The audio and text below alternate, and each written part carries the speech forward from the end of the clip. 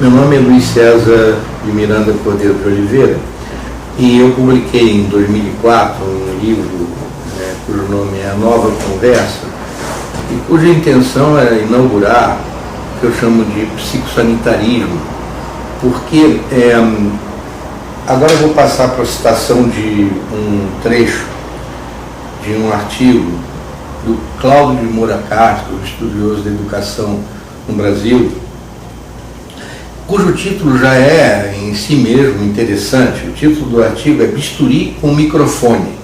Apareceu na revista Veja em 10/1/2001. Ele diz o seguinte, abre aspas: hoje não duvido mais os epidemiólogos. A incidência de doenças e a expectativa de vida são pouco influenciadas pelos hospitais, seus médicos e por tudo que se passa lá dentro. Historicamente, a mortalidade e a morbidade caíram quando melhoraram a qualidade da água, o tratamento dos esgotos, a disponibilidade permanente dos alimentos, o controle das endemias e a higiene em geral. Em outras palavras, os fatores que decidem entre a vida e a morte acontecem predominantemente fora de hospitais e clínicas. A saúde requer mudança de estilo de vida, mas há muito comportamento nocivo à saúde devido à mera falta de informação. Vou me permitir repetir o título do artigo dele. É Bisturi o Microfone. Apareceu na Veja de 10/1/2001. Bem, agora, ele não estava falando sobre saúde psicológica, ele estava falando sobre saúde física. E na saúde física, já há uma razoável divulgação para o público de medidas sanitárias necessárias para se manter um nível de expectativa de vida e de número de pessoas no planeta e tal, que nós temos hoje em dia. O que ele diz, e é fato, é que não haveria hospitais e clínicas suficientes para manter esses níveis de expectativa de vida e de número de pessoas no planeta, se o leigo, se o cidadão comum não estivesse colaborando com o processo sanitário, lavando mão, filtrando água, com os governos fazendo esgotos e saneamento adequado, etc, etc. Só que o que na área da medicina, por exemplo, no século XIX ainda, não se sabia da existência de micróbio. Então, os médicos, por exemplo, no Hospital Central de Viena, saíam do Instituto Médico Legal, depois de fazer autópsias de mulheres ou de homens com sífilis, etc., e iam para o departamento de obstetrícia do mesmo hospital fazer parto, sem lavar a mão, com aqueles casacos pretos com coisas penduradas, enfim, o Brasil continua assim, né? Porque agora recentemente puseram uma opção de gente cega, porque os médicos não fizeram asepsia das mãos, nem dos instrumentos, etc, etc. É um mutirão para salvar pessoas de catarata. O Brasil não chegou ainda no século XXI. Mas, enfim, no século XIX, não sabia da existência de micróbios. Então, quando um sujeito chamado Samuel Semmelweis falou que os caras médicos tinham que lavar as mãos, ele acabou sendo posto para fora do hospital. E ficou maluco, coitado, isso é verdade. E como quem morria mais no hospital das mulheres ricas, porque as pobres, quem vinham eram midwives, parteiras, que vinham de casa. Então vinham com as mãos mais limpas do que os médicos que vinham do Instituto Médico Legal. Então, ele começou a desconfiar e obrigou os médicos a lavarem as mãos. Os médicos não queriam achar que eles eram culpados de morte nenhuma, ele acabou sendo afastado do hospital, mas ele ficou bancada. Então ele pegava e via mulheres assim, mais abastadas no meio da rua com a barriga descendo, começava a dizer, os médicos estão matando vocês, cuidado, etc, etc. Enfim, acabaram internando o cara e 4 dias depois de ser internado, os enfermeiros deram uma surra nele e ele acabou, ao ser operado, morrer, sabe de quê? de infecção hospitalar, coitado. Eu estou rindo, é até feio isso, né? Mas a verdade é o seguinte, eu vou ler mais um pedacinho meu agora. Não sofremos, contudo, apenas de enfermidades de origem física. Na verdade, começamos cada vez mais a nos dar conta da enorme quantidade de sofrimento produzido por doenças de origem psicológica. Malgrado isso, em contraste ao que ocorreu com a doença física, não houve satisfatório esclarecimento da população no que diz respeito à enfermidade mental. As mais importantes descobertas científicas relativas às causas, prevenção e tratamento dos distúrbios psicológicos continuam espantosamente à margem do conhecimento público.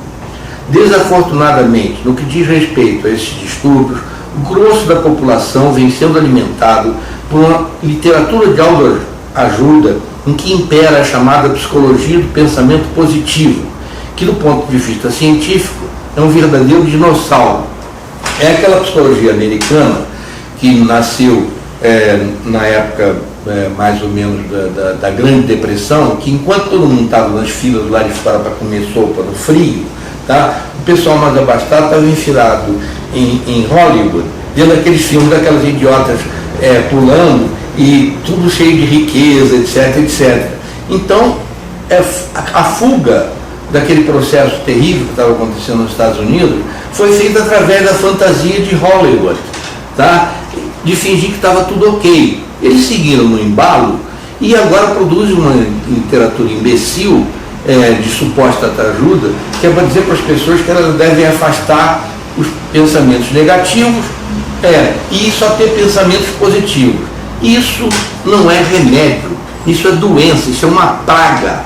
No fim do século XIX, dois sujeitos, o Breuer e o Freud, na verdade em 1893, escreveram um artigo que iniciou uma revolução na área da psicoterapia, que chamava O Mecanismo Psíquico dos Fenômenos Histéricos, em que eles dizem, descobrimos, para nosso grande espanto, que os sintomas histéricos desapareciam quando o paciente dava, da maneira mais detalhada possível, palavras às suas emoções. Bom, isso criou uma bagunça. Primeiro que eles começaram a fazer tudo quanto era dondoca, que estava paralisada, não sei o que, falar o que vinha dentro delas. E o que elas falavam, por exemplo, que tinham sido abusadas sexualmente pelo pai, pelo tio, por aquilo, que eles já começaram a ter uma confusão desgraçada. Segundo, também os médicos estavam super contentes no século XIX de ter conseguido tirar a explicação da histeria, daquelas coisas religiosas, de possessão demoníaca, etc, etc, e assentar a histeria em cima do sistema nervoso, anatomicamente, dizendo que tinham lesões, que embora ninguém encontrasse, dizia o Virchow, por exemplo, que era um dos grandes anatomistas da época, né, que se não tinha encontrado lesões até agora, porque os microscópios não eram suficientemente potentes. Quando se conseguisse se encontrar microlesões e estava todo mundo detonado anatomicamente. Aí vem dois panágrafos e falam, não, nada disso, deixa a moça falar o que ela está sentindo e contar a história dela, que os sintomas passam. Uma porcaria dos sintomas passavam. Um braço paralisado começava a se mexer, depois que a pessoa dizia que não tinha gostado de ser forçada a casar com aquele cara, coisa que estava tapada e ela tinha ficado com o braço paralisado. Os caras iam lá, faziam 3 sessões de hipnose, a mulher botava, desculpe, eu vou falar, botava merda no ventilador e a porcaria do sintoma desaparecia. Quer dizer, eles estavam comprando confusão e realmente a humanidade não estava preparada para essa abundância de expressão verbal, que o século XIX é o século da suffragette, em que fora no nível político, não no nível médico, as mulheres estavam procurando ter direito a voz e voto, né? Por incrível que pareça, a Suíça só deu voto às mulheres em 1970, não sabia disso. O Liechtenstein em 1983, alguma coisa assim, imagina. Bom, e aí vem os dois para lá e falam, deixa as pessoas falarem que estão sentindo, que todo mundo fica bom. Agora, não é todo mundo ficou bom de qualquer doença mental. A verdade é o seguinte: a gente tem 5 grandes categorias de doença mental. A gente tem demências, retardos mentais, psicoses, psicopatias. Isso daqui, leigo está fora. No máximo, você pode ensinar o leigo a servir de suporte, porque ele não vai conseguir intervir nesses quadros graves para preveni-los ou para tratá-los. Só que esses quadros gravíssimos são mais ou menos 10% da população mundial. Os restantes 90% são de neurose, de psiconeurose, mais ou menos grave. Quando é menos grave, você considera que o sujeito é saudável. Quando é mais grave, você diz que ele é doente mesmo.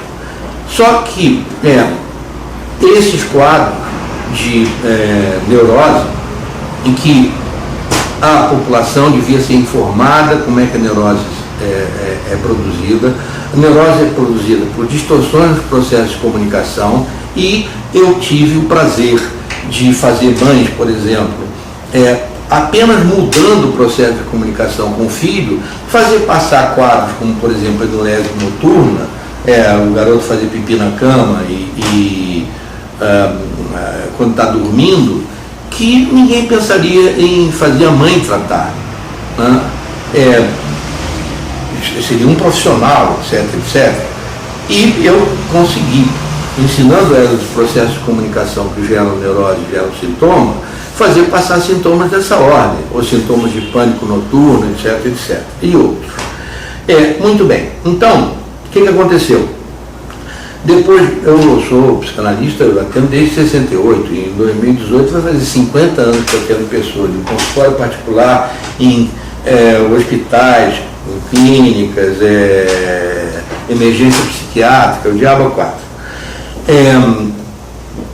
Depois de, sei lá, 10 anos de prática, 15, eu comecei a desconfiar que a capacidade do cidadão comum de dar um suporte na área de saúde mental, como ele já dá na área de saúde física, essa capacidade estava sendo depreciada, pouco reconhecida pelos profissionais.